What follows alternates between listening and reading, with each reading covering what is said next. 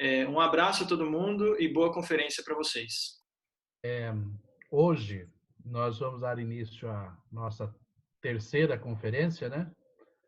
E 22 de abril é o Dia da Mãe Terra.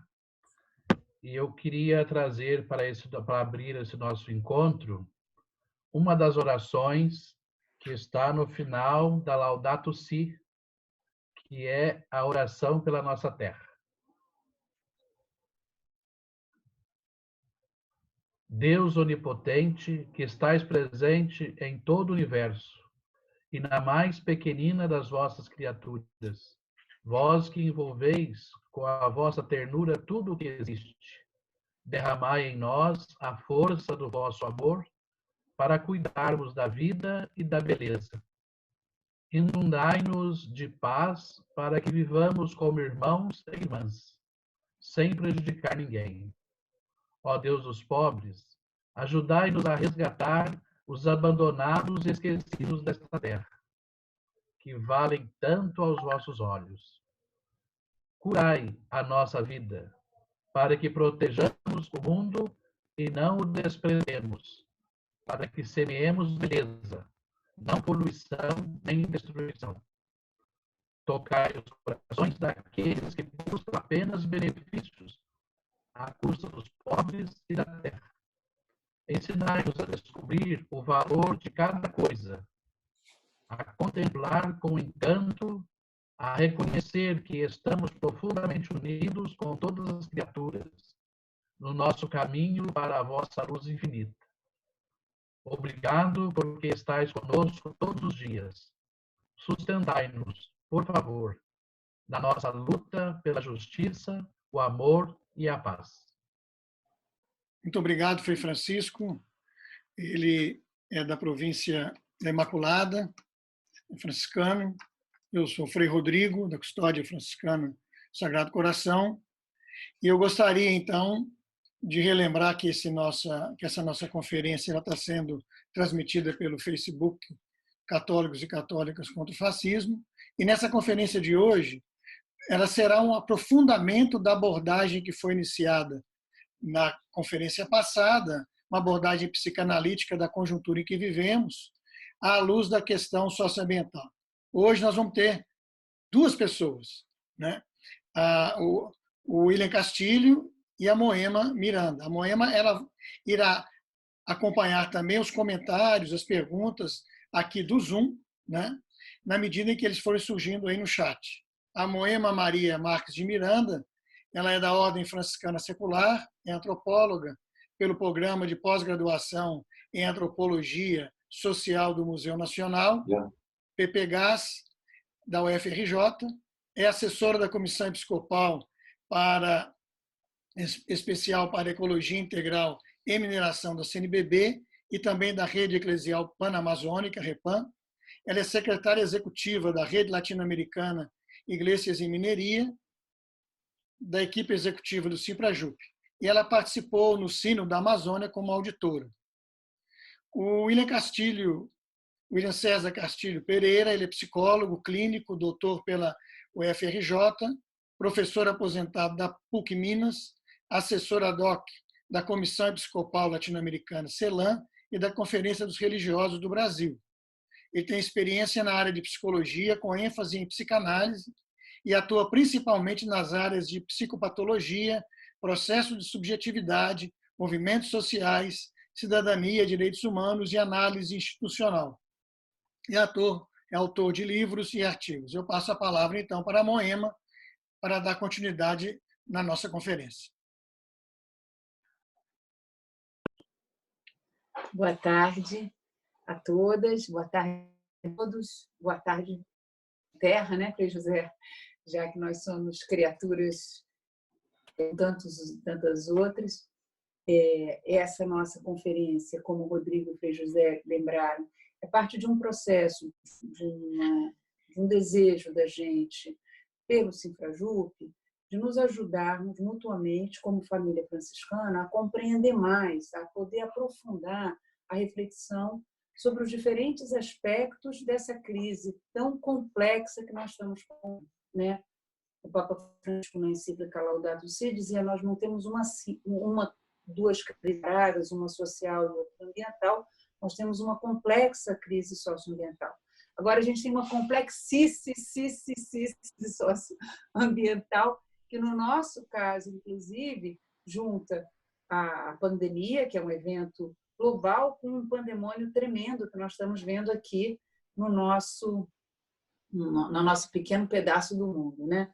Então, o William já nós começamos o processo de reflexão com uma primeira conferência com o Budai, que nos ajudou numa abordagem mais sociológica. Nosso percurso nas próximas reuniões, está melhor assim? O som, eu vi que alguém disse que o som está falhando. O nosso percurso para as próximas conferências vai ser, a gente, na próxima, com o professor José Corrêa, vamos tentar uma abordagem econômica e também global, tentando compreender essa dinâmica do ponto de vista da globalização. Depois vamos aprofundar o aspecto mais ambiental, ecológico, o aspecto teológico, enfim, uma série de abordagens para a gente aí fazendo as sínteses possíveis nesse quadro. Então, nós começamos, como o Rodrigo disse, com o William na semana passada. Ele ajudou a gente a compreender alguns conceitos mais da psicanálise e trouxe elementos muito importantes de distinção e de precisão.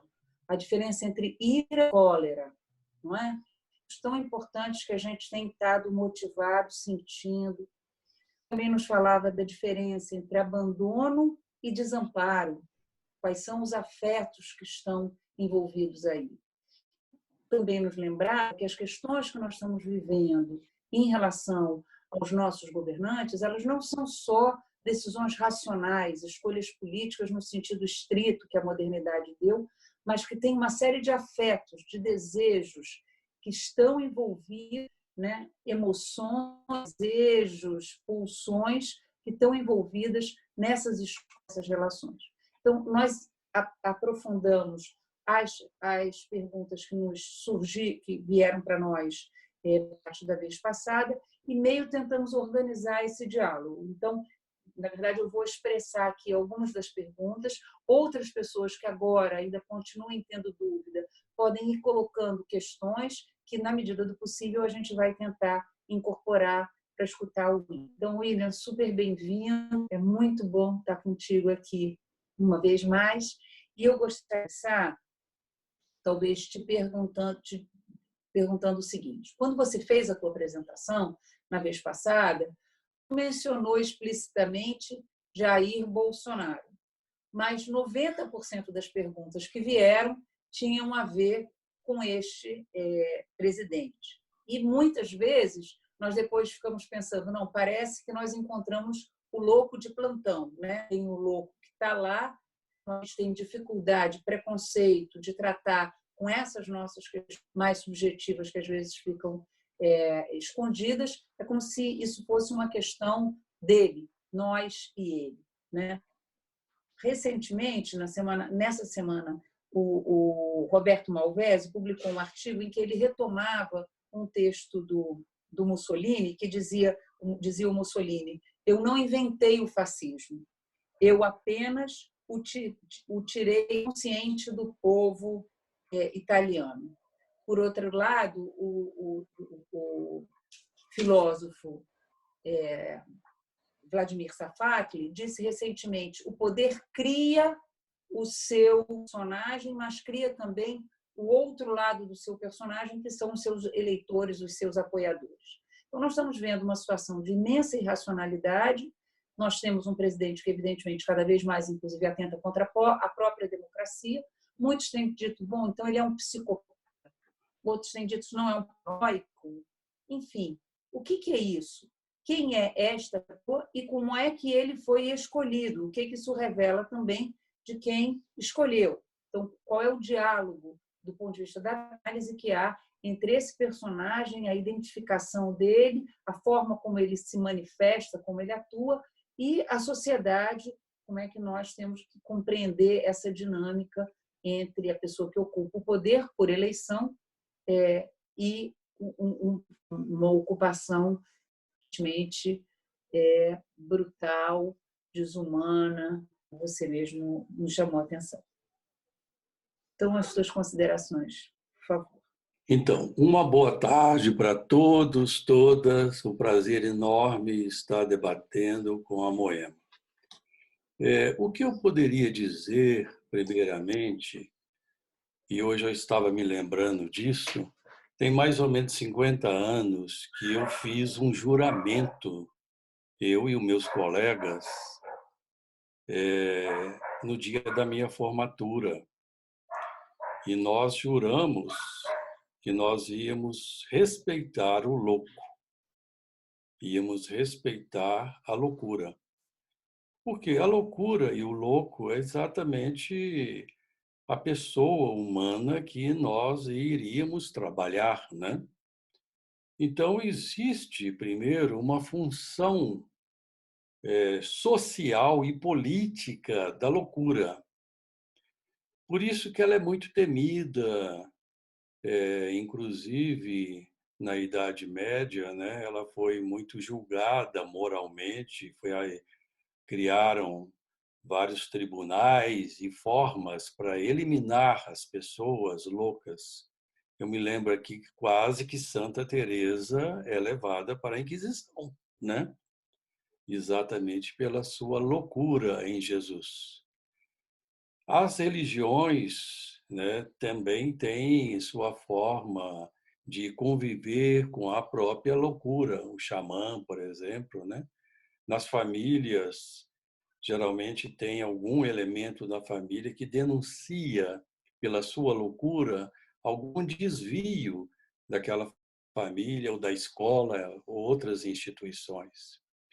Então, a sociedade criou, vamos dizer assim, uma classificação de doenças mentais, né? Sobretudo a psiquiatria, a própria psicologia, o serviço social, e aí nós inventamos hospital psiquiátrico, prisões e etc., para colocar exatamente esses loucos para que eles não pudessem realmente falar, que a fala deles incomoda, né?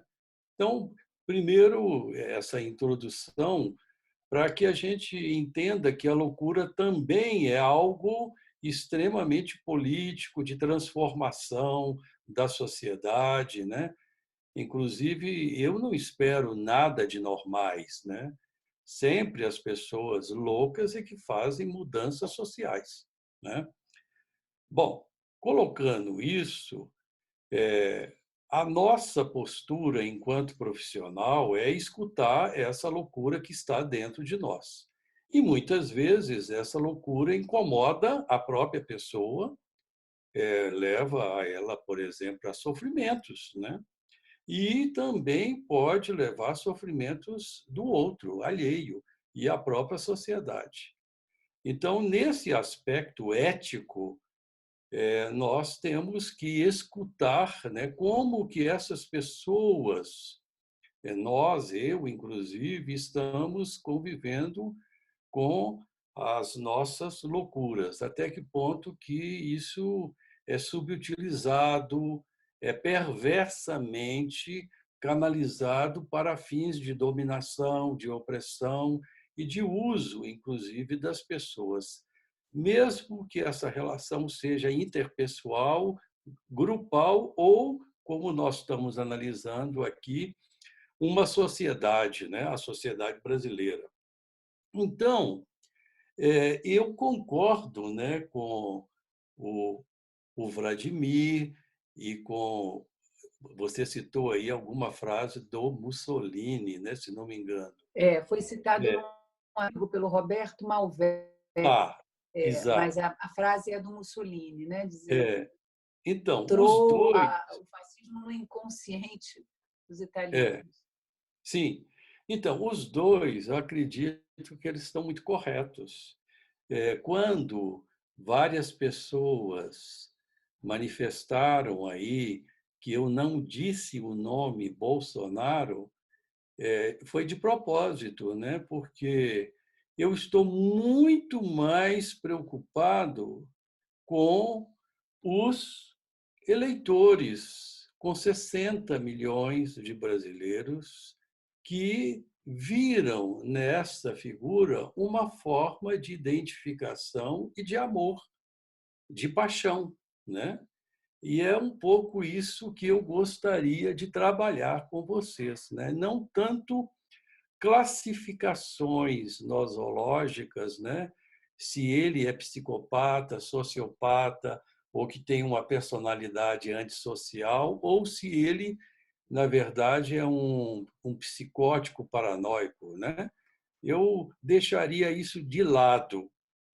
Eu queria primeiro situar um pouco 2015, 2016, nós começamos a conviver com uma crise, né, social aqui no Brasil, né? E essa crise, ela começou a produzir um incômodo, né, um desamparo, tanto na questão econômica como na questão, por exemplo, do desemprego, e aí uma coisa e outra vão gerando violência, instabilidade, o que a gente poderia chamar de desamparo, né? Esse desamparo é aquilo que eu falei na quarta-feira passada, que é uma experiência de fragmentação. Então, essa recessão ela foi muito bem utilizada por um determinado grupo que percebeu a fragilidade das pessoas e começou a criar um líder, né, que se colocou no lugar dessa falta e várias pessoas começaram a identificar com o seu discurso. Inclusive, Igor, se você puder colocar aí o slide da quarta-feira passada, porque muitos estão vendo pela primeira vez esse debate. Então, tem aí uma série de frases que não vem ao caso da gente ler, mas que tem uma ênfase muito grande nos símbolos fálicos, ou seja, fuzil, arma, violência, utilização da própria religião.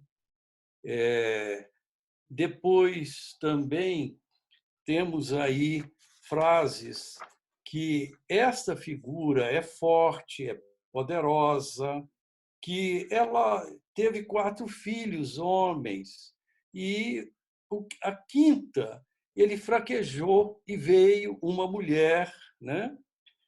Outra frase interessante: eu jamais iria estuprar você porque você não merece.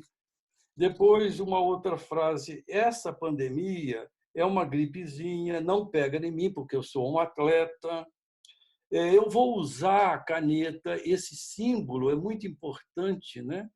Esse símbolo fálico poderoso que tem a ver com uma erotização, né, do órgão masculino, né? E não existe nenhuma pandemia, isso tudo é uma histeria coletiva. Bom, esses discursos é que nos interessa, né?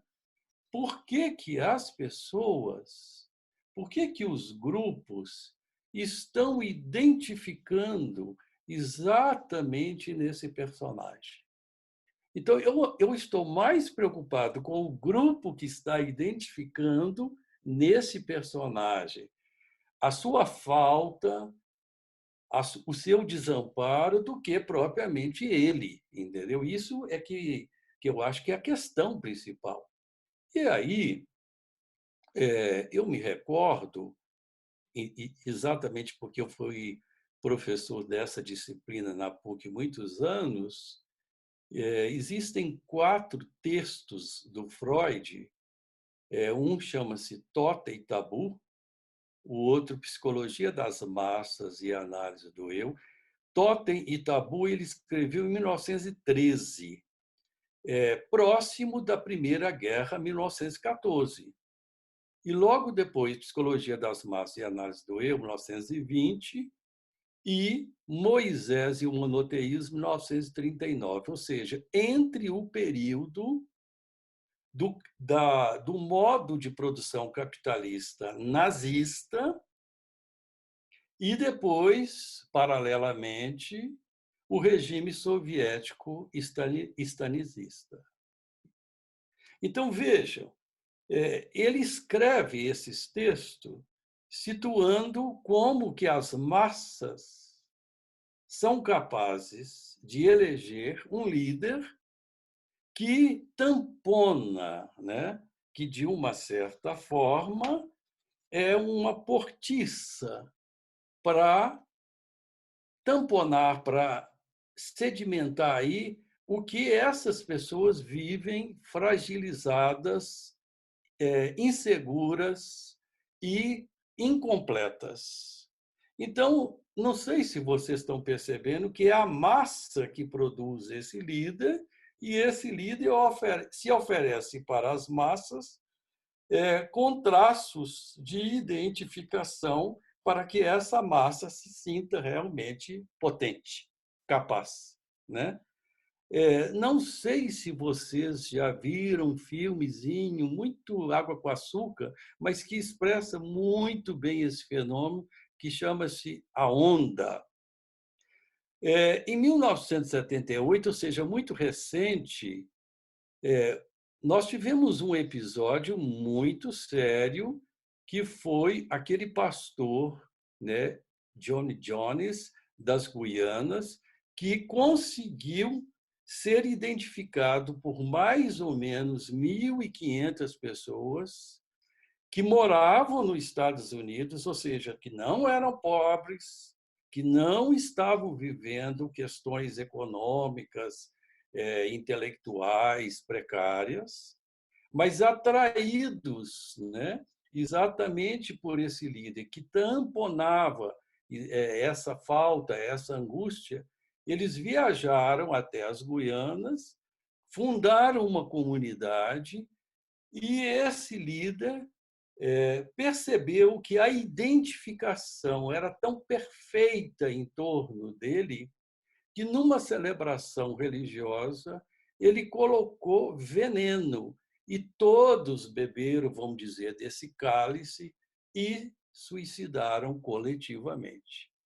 Então, eu estou só chamando a atenção como que a massa, ela, quando ela está sofrida, quando ela está desamparada, ela regride, ela infantiliza, ela reprime completamente as suas capacidades, né? E ela se torna irracível. Por exemplo, domingo passado, o movimento na Paulista, né, em São Paulo, algumas pessoas levaram caixão como símbolo de uma ironia e de um cinismo da morte. Então, vejam o que uma massa é capaz, né? Ela se torna completamente colérica, irracional. Então, esses textos mostram muito bem, aí vamos ver o outro slide, o que essa massa está buscando, né? O outro slide, Igor. Ela está buscando algo que há muitos anos ela vive atrás. Então, a primeira característica desse líder que a massa busca é exatamente ser um macho. E o que é um macho? O que está representado aí o macho? Um poder hierárquico, militarizado, um masculino rígido, racionalista, conservador, que usa da força física e que tem um discurso fingido, que ora fala uma coisa, amanhã outra, que tem variações de humor e morre de cólera, de inveja e de ciúme dos seus colegas que trabalham com ele. Por quê? Ele representa exatamente no texto do Totem e Tabu o pai primevo. O que é o pai primevo para Freud? Era um chefe de uma tribo muito zeloso, muito ciumento, muito autoritário, que impôs a seus filhos e aos seus descendentes um trabalho escravo e que pudesse servi-lo. E essas pessoas ficaram durante muito tempo cegos, porque reprimiram a sua agressividade, que quarta-feira passada eu chamei de uma ira, ou seja, de uma indignação. Um certo dia, o Freud coloca isso. Esse grupo descobriu o valor da união. O que é o valor da união hoje para nós? São os movimentos sociais, de fé, política, ecologia, etc, etc. Né? Então, o valor da união é exatamente a forma de destronar esse chefe, né? E viver a forma da fratria, dos irmãos, com indignação. E aí eles partiram em direção à casa desse pai em Primevo e mataram esse pai. Bom, eu não estou aqui incitando nenhum movimento de matar o presidente. Ele foi eleito, né? Eu estou dizendo que, para sair dessa crise do desamparo, é necessário que a gente trabalhe essa agressividade que está muito voltada para uma identificação, né? Regida, isso que talvez seja novidade.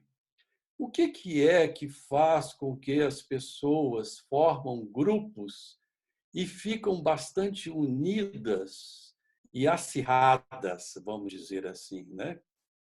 É o afeto, é a paixão, é o erotismo.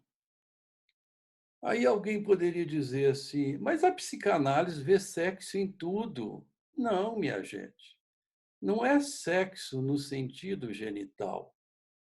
É a dimensão do prazer amoroso, da paixão, que essas pessoas, nessas identificações, criam um laço libidinoso, apaixonante. É o mesmo que nos leva a um estádio de futebol torcer para o time.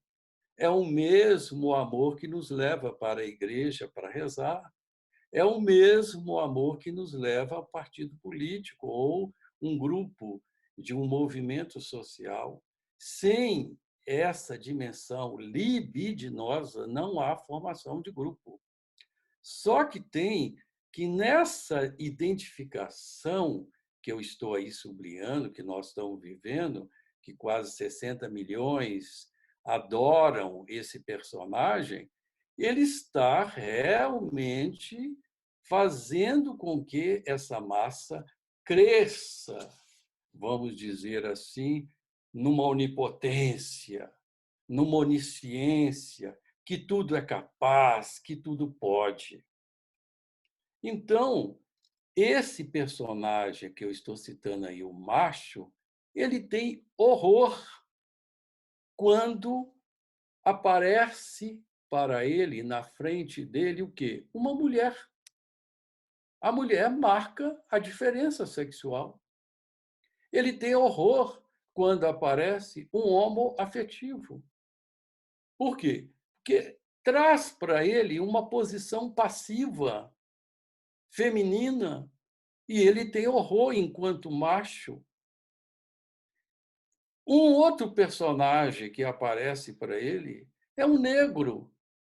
Isso mexe também com a identidade de uma descendência italiana, europeia. Depois aparece outras diferenças. O idoso, agora nós estamos vivendo isso. Vamos preservar os jovens e que os idosos morram. Então, essa diferença, né, etária, sexual, racial, etc., etc., apavora o macho. né? Por isso, ele fica acuado. E essa negação é própria desse tipo, vamos dizer assim, né? A segunda característica é exatamente uma personalidade paranoica, ou seja, da mesma forma que o Freud escreveu Totem e Tabu, Psicologia das Massas, principalmente Psicologia das Massas, estava na sociedade europeia dois grandes perigos, o nazismo e o comunismo. E hoje, o que está sendo subutilizado no medo, no pavor do limite da morte? Tem conspirações, e elas estão vindo da China. A China é comunista. O mesmo discurso que uniu a população alemã e, em torno do Hitler, fizeram a atrocidade das mais cruéis que o século XX viveu. Nós podemos viver isso. Agora, quem é que está patrocinando e subsidiando esse líder? São nós, né? São as pessoas que viram nele essa característica que eu acabei de descrever. A segunda é essa posição o tempo todo paranoica de um inimigo, O que nós fazemos quando nós estamos acuados com um inimigo externo? Nós ficamos coesos. Então, para governar, o tirano precisa de criar inimigos. É só dessa forma que o tirano governa. Um presidente democrático não necessita de criar inimigos externos para conviver com os três poderes, com as diversas diversidades. Não, o tirano necessita, se não tiver inimigo, não tem condição. E terceiro, Posso para te acrescentar? Pois não.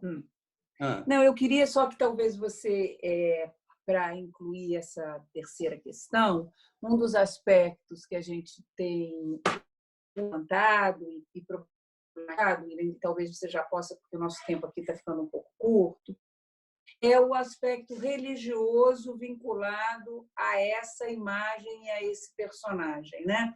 Porque para todos nós vemos, digamos, nesse momento do planeta, nós não estávamos acostumados à volta dessa mistura entre política e religião. Para nós, essas eram coisas distintas, eram como eras que já tinham sido imbuídas pela modernidade, né? E, de uma certa forma, nós temos visto nesse conjunto de desamparos aos quais você está fazendo referência, e que talvez tenha a ver também com a crise climática, com a crise maior que o planeta está vivendo, com a crise do excesso da forma como nós estamos lidando com o planeta, a gente tem visto a volta do uso dos elementos religiosos na articulação do discurso político. E esses personagens que faz isso, mas não é o único. Então, talvez, está ficando já com o nosso tempo apertadinho, talvez você pudesse incluir esse tema nessa tua resposta. Então, Moema, a igreja, né, as igrejas, elas têm uma função materna de proteção muito profunda do ser humano. O sagrado e a mística têm a ver com afeto, né? A melhor definição de Deus é amor. Então, na periferia, nos bairros mais pobres, ou mesmo na classe média, quando está passando aí por esse desamparo ligado à saúde e à precariedade do sistema, nós vamos procurar muito mais o abrigo de Deus. Então, a religião não pode ser vista só como algo alienante. Ela é consolo, né? Ela é amparo, né? Ela é alguma coisa que vai nos ajudar, porque senão a fragmentação vai ser muito mais grave, né? A tal loucura que eu estava dizendo no início. Então, ela tem uma função muito importante da consolação, do amparo dessas pessoas. Por isso que nós procuramos o sagrado. Bom, acontece que, como você mesma disse, com o declínio do modelo da modernidade na sua via racional, a religião começou, então, a ganhar força, né? Porque a ciência tinha, de uma certa forma, tamponado, reprimido esse sagrado. Então, como se tivesse destamponado, vamos dizer assim, essa dimensão do sagrado, e nesse momento contemporâneo, chamado pós-moderno, o sagrado ficou solto, né? Ele ficou completamente em cada esquina. Com todo respeito à igreja, né? Hoje nós temos muito mais em cada esquina igrejas do que boteco, para a gente entender como que esse sagrado está solto. E ele não está muito institucionalizado como ele era na Igreja Católica, nas igrejas clássicas protestantes, etc. Existem infinitas casas do sagrado com nomes muitíssimo variados. Bom, o que o tirano faz? Ele aproveita do sagrado para ele governar. Então, hoje, a religião, né, em alguns setores, não vou dizer todos, né, estão sendo usados, né, exatamente para esse tirano, para ele favorecer essa identificação.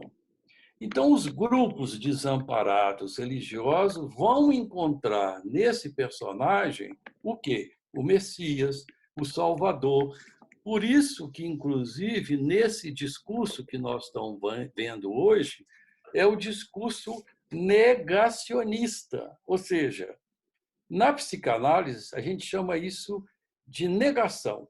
A negação ele é um mecanismo de defesa muito próprio da psicose.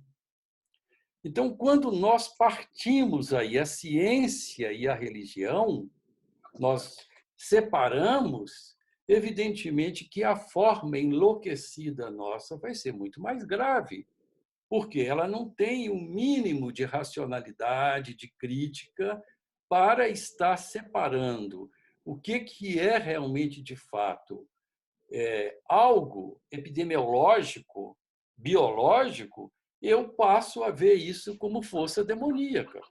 Então, é uma coisa muito séria, né? Há um enfraquecimento muito maior da racionalidade, e, consequentemente, isso favorece mais a loucura, e essa loucura está a serviço de um tirano. Mas você acha, então, duas perguntas que nos chegaram, eu vou tentar juntar para a gente começar a te dar as finais. Um personagem como esse, por exemplo, esse senhor, ele já existia, digamos, nos porões das possibilidades democráticas brasileiras, né? Ele já era deputado há anos aqui pelo meu estado, Rio de Janeiro. Mas ele sempre sempre teve um lugar subordinado, né? Num determinado momento de desamparo, então, isso sobe. Mas a questão, então, do ponto de vista da sociedade, que mecanismos podem ser usados, ou que mecanismos vão ter sido usados, tanto para evitar isso, quanto agora, em que a gente chega a uma situação de risco, limite para a democracia brasileira, porque nós estamos vendo isso, né, atos criminosos, e cada vez escalando, mudando de qualidade nessa etapa, o que pode fazer essa unidade pelo outro lado, essa articulação pelo outro lado, essa articulação de resistência, interação e de afirmação de um projeto fraterno, de um projeto generoso, de um projeto acolhedor, né? que aonde caibamos todos, um mundo onde caibam, inclusive, não só os seres humanos. Então, o que seriam essas forças afetivas e políticas? Porque essa aproximação entre afeto, erotismo, né, a libido, a pulsão e a política é essencial para fazer frente. Quais seriam essas forças? E aí eu ia te juntar, eu sei que fica muita coisa com uma pergunta, mas com uma última questão que a gente tinha se colocado, que era essa possibilidade ou essa tendência à violência. Isso tem elementos intrínsecos na espécie humana? Porque, de uma certa forma, toda a modernidade se afirmou com essa separação. Nós, os seres humanos, estamos acima da natureza. Nós não somos a mesma coisa dos animais, né? Nós somos superiores aos outros animais. Enfim, tem toda essa linha que vem da própria interpretação do Gênesis. Mas a gente vê, né, forças violentas que se expressam, que encontram prazer no extermínio do outro, que encontram prazer no desrespeito em relação à dor do outro, que fazem, como você disse, né, brincam com o caixão, que tocam buzina na frente de um hospital. Quer dizer, que tem completamente o sentido de compaixão, de identidade, de fraternidade, para usar o seu termo. E a sensação que a gente tem é que quando o barco é pequeno, ao invés de a gente dizer estamos todos no mesmo barco, a gente começa a encontrar quem é o bode expiatório, botar para fora do barco e como é que isso está então acontecendo nesse momento. Então, talvez se você pudesse para a gente como é que isso que já estava aí na sombra, que já estava como uma presença possível para a democracia, ganha essa força e que elementos a gente pode ter de uma resposta na direção contrária, na direção, como a gente está dizendo, da fraternidade e ternura. Eu vejo que esse fenômeno, quer dizer, a nossa geração, de uma certa forma, conviveu em parte com a mudança do governo Sarney para o Collor. Ele encarnou também esse personagem de uma certa forma. A sociedade, de uma parte dela, identificou com aquela figura do jet ski, do supersônico, do todo-poderoso, percebe? Do macho. Nem vou dizer aqui, por respeito, o que ele usou, a questão do órgão sexual dele mesmo, etc. Então, isso volta, Isso volta.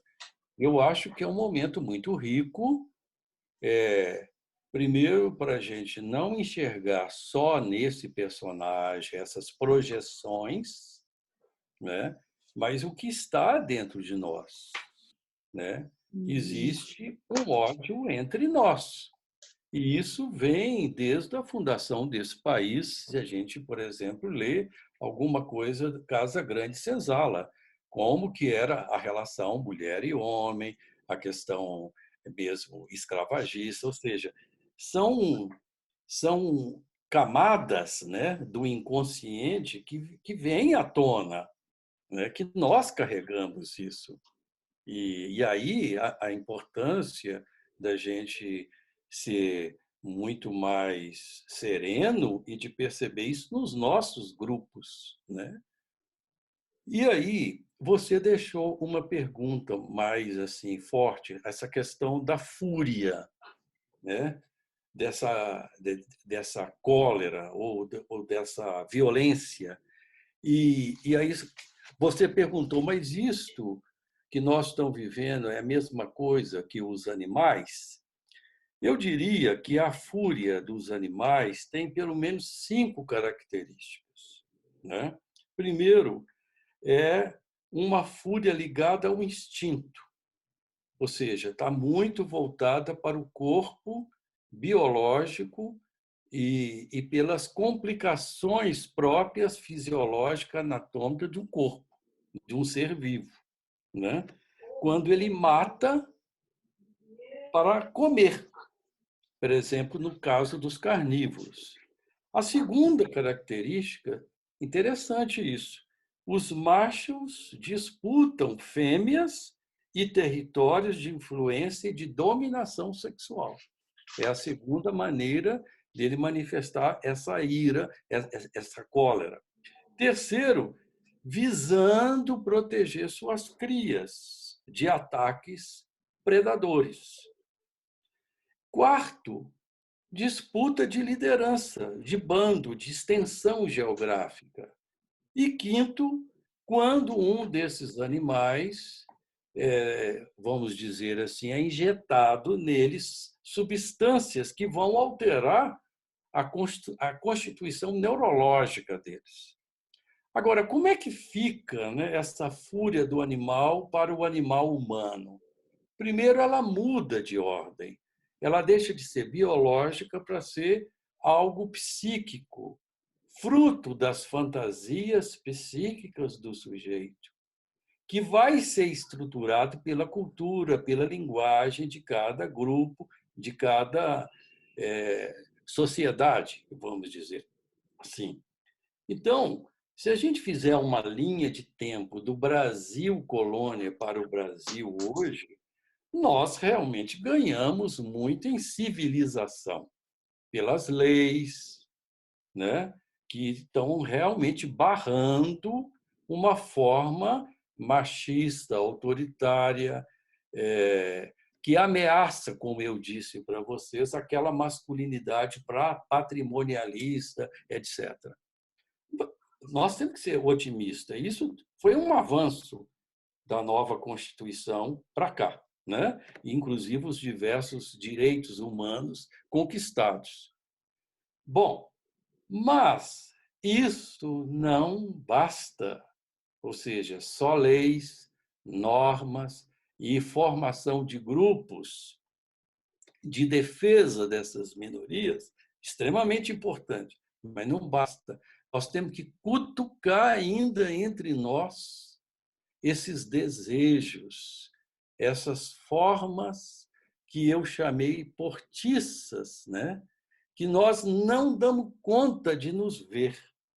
E aí eu necessito de uma figura que eu elejo como líder, né? Pode ser um pai na família, o diretor de uma escola, ou de um chefe de um movimento, ou dentro da igreja, padres, pastores, no caso que nós estamos falando de um grande tirano.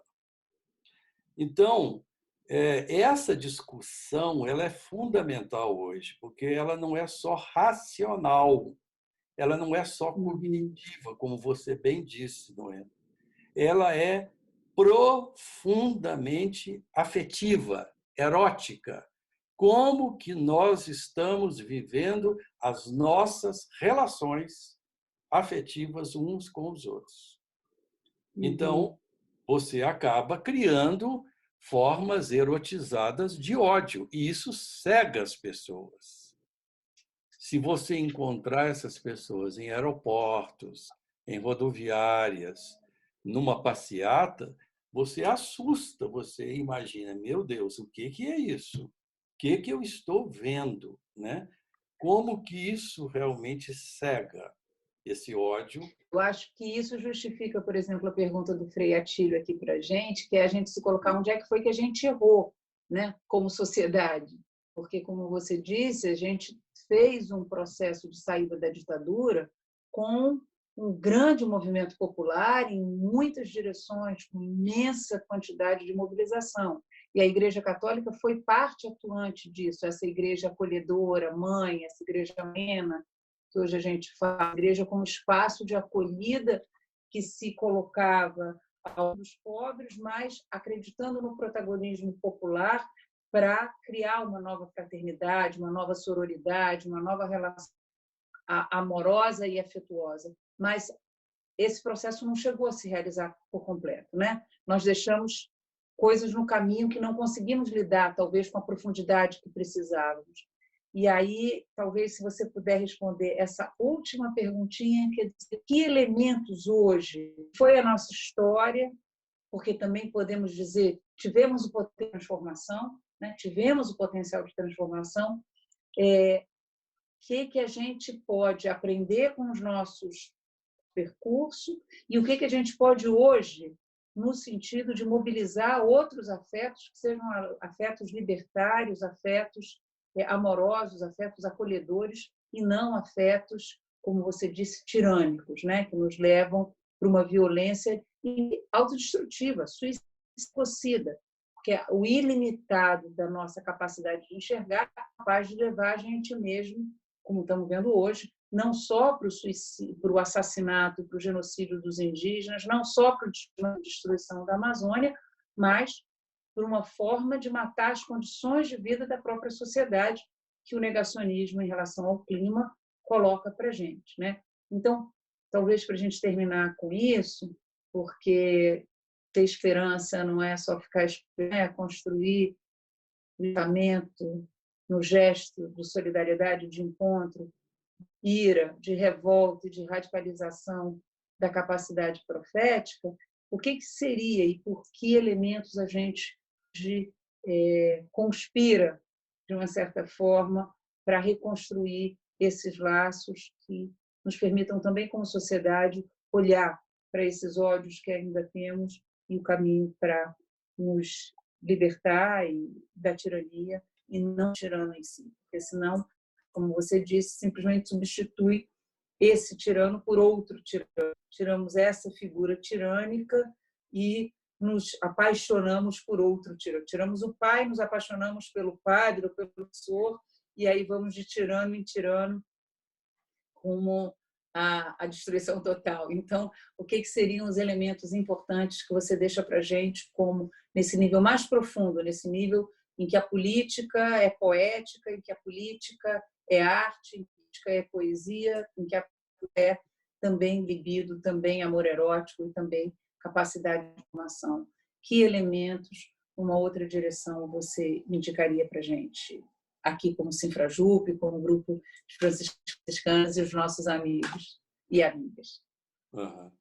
Noema, olha, primeiro, a psicanálise, a psicologia, eu sei que constituíram um saber bastante alienado e foi muito pouco aproveitado esse saber acumulado há já algum tempo, né?